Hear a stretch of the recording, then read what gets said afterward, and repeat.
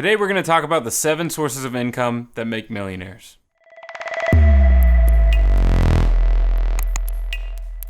Maybe you've heard the statistic that most millionaires have 7 sources of income. I heard that probably for the first time, like early college days, and it really stuck with me. So once I got my partying out of the way, of course, I really started to focus on working toward that. By watching this video, you're already not making the same mistake that I did, which was not researching what that meant, because I immediately assumed that I needed to work 7 different jobs if I wanted to be a millionaire. So I've been a videographer working in the finance industry since I got my degree in cinematography, and ultimately that's why I decided to start this YouTube channel, so that I could pass along some of the things that I picked up over these years. So because I like to work hard and not smart, I worked myself to death trying to get these 7 sources of income. I had my main job, I do extra video shoots on weekends, freelance edit at night, enter video competitions on the side, act a little, do photo shoots, and because I'm not Kevin Gates, I got tired.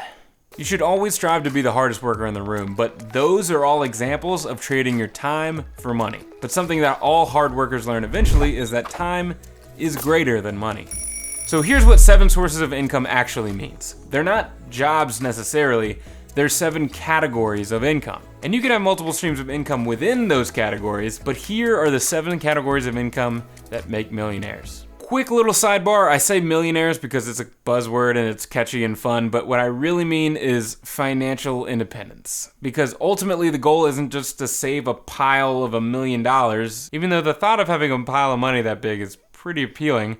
The ultimate goal is to stop having to trade your time for money. So number 1 source of income is the obvious one, your job, your 9 to 5, your gig, your game, your hustle. This is the source of income that most everyone relies on, and it makes up the majority, if not the entirety, of your income pie chart.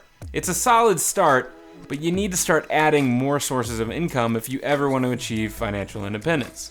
After all, job stands for just over broke.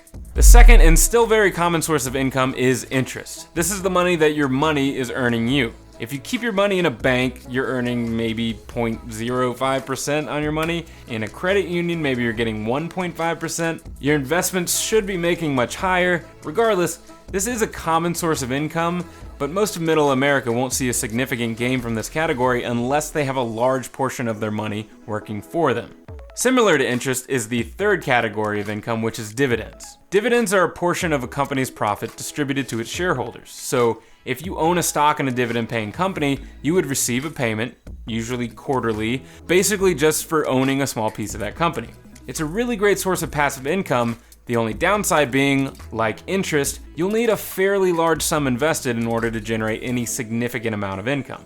I did a more in-depth video about dividends last week, so if you want to learn more about dividend investing, definitely check that out. The fourth category is profit income, or as we millennials would call it, the side hustle. This would be any profit that you make from selling a good or service. So maybe you buy something at Goodwill and sell it on eBay for twice the price, or maybe you fix up old furniture, or maybe you bottle your own homemade salsa and sell it at the farmer's market. That is all profit income. This can be an extremely lucrative category, and it's also a great way to feed into the last 2 categories that we mentioned in order to grow those pieces of the pie.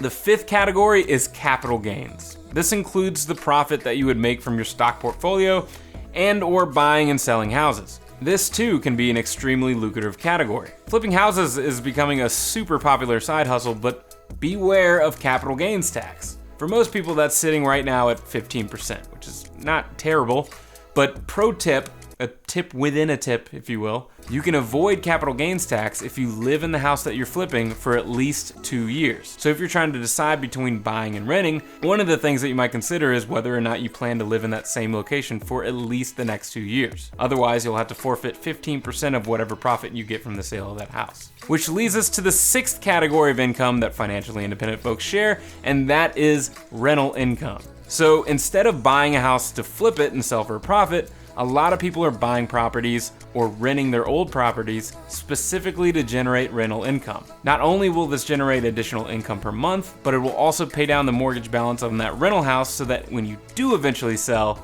you get to take that much more profit. But again, if you haven't lived in the house for at least 2 years, then you're gonna have to give up 15% of that to Uncle Sam.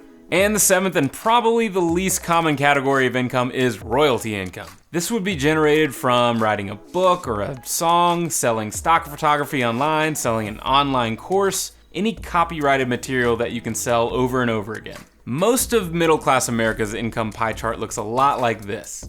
But the problems with this should be obvious. Yet that's still the way that most people live. You don't want 90% of your income coming from one source because that's putting all your eggs in one basket. And if something happens to that, the impact would be devastating. So either put all of your eggs in one basket and protect the hell out of that basket, or work on spreading out your streams of income so that a loss of one stream isn't detrimental to your overall revenue. The first step is to get at least one source of income in each of the 7 categories. Once you've done that, then you can focus on expanding each piece of the pie one at a time. And oftentimes these categories can feed each other and create kind of a snowball effect. So how many income streams can you check off your list, and how many do you have to go? Let me know in the comments. I'm excited to hear some examples of these categories that I might have left out. If you absolutely hated this video, then please give it a thumbs down, but otherwise a thumbs up will do just fine. Be sure to subscribe, and I'll see you next week for another tip.